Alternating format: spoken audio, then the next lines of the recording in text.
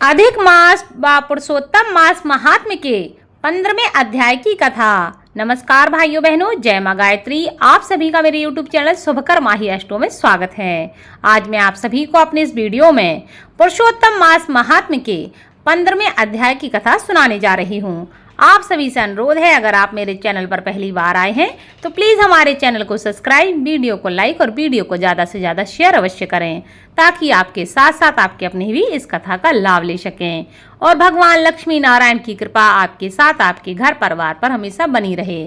भगवान नारायण बोले, नवीन मेघ के समान जगत की रक्षा करने में समर्थ चार भुजा वाले प्रसन्न मुख मुरारी को देखकर सुदेव शर्मा ब्राह्मण हर्ष के साथ भगवान नारायण को साष्टांग प्रणाम करता हुआ बोला। श्री नारायण बोले, नारद सुदेव शर्मा ब्राह्मण हाथ जोड़कर गदगद स्वर से भक्त वत्सल श्री कृष्ण देव की स्तुति करता हुआ बोला, हे देव, हे देवेश, हे त्रिलोक को अभय देने वाले, हे प्रभु आपको नमस्कार है। हे सर्वेश्वर आपको नमस्कार है। मैं आपकी शरण में आया हूँ। हे परमेश्वर, हे शरणागत वत्सल, मेरी रक्षा कीजिए। हे जगत के समस्त प्राणियों से नमस्कार किए जाने वाले, हे शरण में आए हुए लोगों को भय का नाश करने वाले, आपको नमस्कार है। आप जय के स्वरूप हो, जय के देने वाले हो, जय के मालिक हो, जय के कारण हो, विश्व के आधार हो, विश्व के एक रक्षक हो, दिव्य हो और विश्वों के स्थान हो, फलों के बीज हो, फलों के आधार हो, विश्व में स्थित हो, विश्व के कारण हो, फलों के मूल हो, फलों के देने वाले हो, तेज स्वरूप हो, तेज के दाता हो, अब तेजस्वियों में श्रेष्ठ हो, कृष्ण हृदयांधकार के नाशक हो, विष्णु व्यापक हो, वासुदेव देवताओं के वास स्थान अथवा वसुदेव के पुत्र हो, दीन वत्सल हो, ऐसे में मैं आपको नमस्कार करता हूँ। हे जगत के प्रभु, आपकी स्तुति करने में ब्रह्मादि देवता भी समर्थ नहीं है। हे जनार्दन, मैं तो अल्पायु बुद्धि वाला हूँ, मंद मनुष्य हूँ, किस तरह आपकी स्तुति करने में मैं समर्थ हो सकता हूँ। अत्यंत दुखी दीन अपने भक्त वत्सल की आप कैसे उपेक्षा कर सकते हैं। हे प्रभु, क्या आज संसार में वह आपकी लोक बंधुता नष्ट हो गई है। वाल्मीकि ऋषि बोले, सुदेव शर्मा ब्राह्मण इस प्रकार भगवान विष्णु की स्तुति करके हरि के सामने खड़ा हो गया। भगवान नारायण उसके वचन सुनकर मेघ के समान गंभीर वचन से बोले।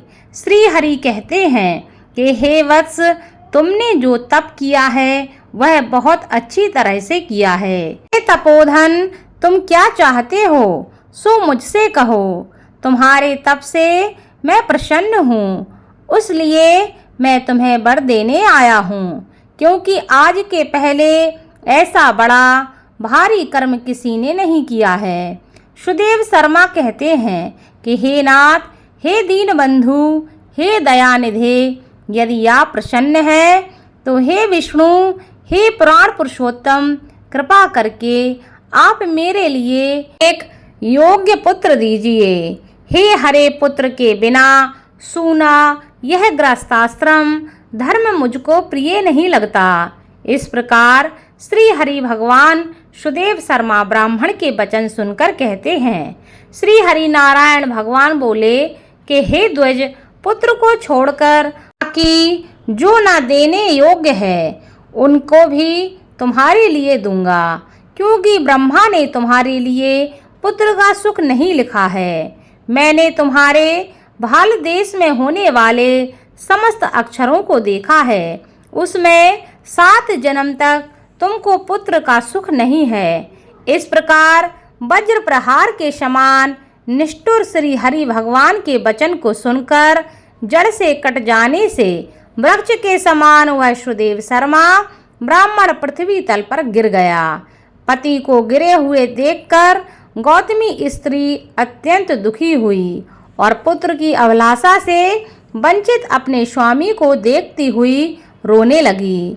कुछ समय बाद धैर्य का आश्रय लेकर गोमती स्त्री गिरे हुए पति से बोली, हे नाथ उठिए, क्या मेरे वचन का स्मरण नहीं करते? ब्रह्मा ने हमारे भाग्य में जो सुख दुख लिखा है वह मिलता ही है।